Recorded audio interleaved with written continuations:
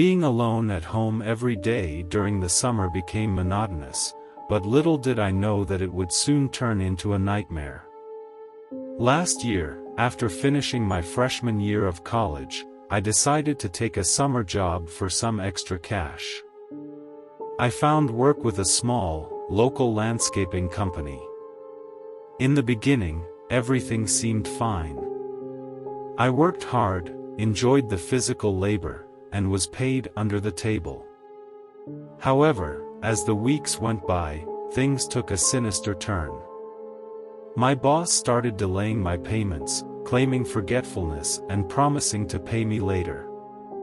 I grew frustrated, but he pleaded for another chance, offering to pay me double for a big job the following week. Reluctantly, I agreed and arrived at the location, a sprawling house surrounded by desolate land. We started working, but soon enough, I found myself alone. Panic settled in as I searched for my boss. After what felt like an eternity, he emerged, appearing anxious and distressed. He asked me to go down to the basement and check the water connection. Something about his demeanor felt off, but seeking a momentary escape from the scorching heat, I obliged. Descending into the dimly lit basement, I quickly discovered that the water was already running. Confusion washed over me as I turned to face my boss and a strange, emaciated woman standing behind him. Before I could react, my boss spoke in a chillingly soft voice. He claimed I shouldn't have come down there, and suddenly, he extended his hands toward me while the woman concealed something behind her back.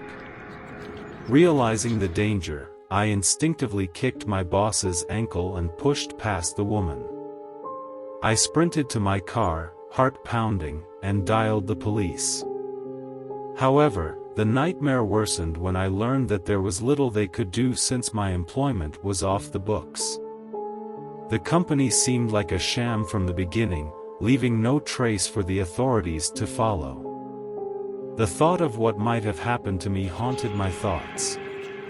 To this day, I wonder what that deranged landscaper's true intentions were. Was he willing to kill me over just a week's worth of pay? I'm grateful that I never encountered him again, but the memory of that encounter will forever serve as a chilling reminder that danger can lurk in unexpected places.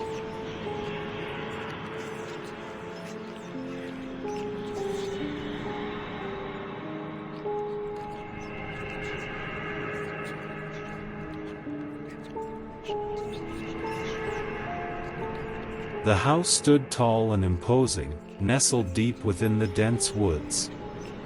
It had been abandoned for years, shrouded in dark rumors and whispered tales of supernatural occurrences. Curiosity got the better of me, and I decided to explore the eerie place one summer afternoon. As I ventured through the creaking front door, a musty odor filled the air, making my skin crawl.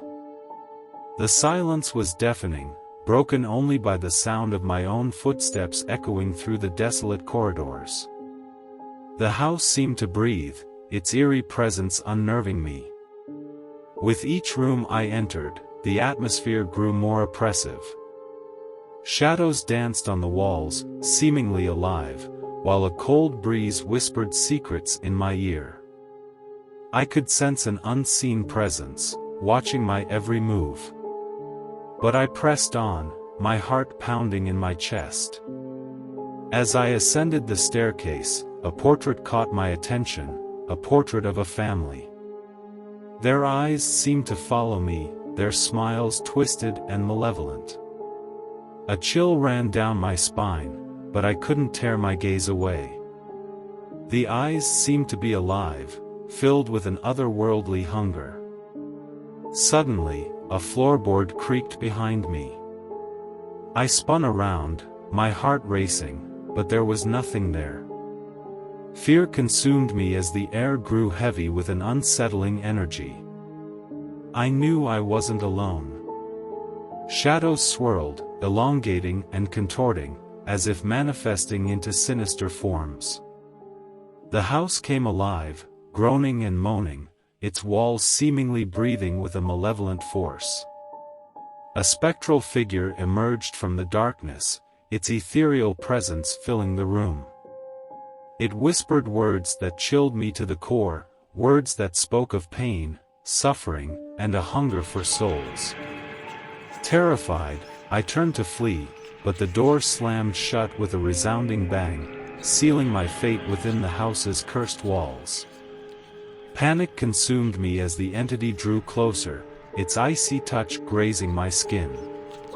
Desperation fueled my actions as I searched for an escape, but the house seemed to toy with me, shifting its layout and trapping me in an ever-changing maze of horror. Hours turned into an eternity as I navigated the haunted corridors, my mind teetering on the edge of madness. Whispers echoed in the darkness, tormenting me with their incomprehensible words. Faces appeared in the walls, distorted and contorted with anguish. Just as I thought all hope was lost, a flickering light appeared, a small window of salvation.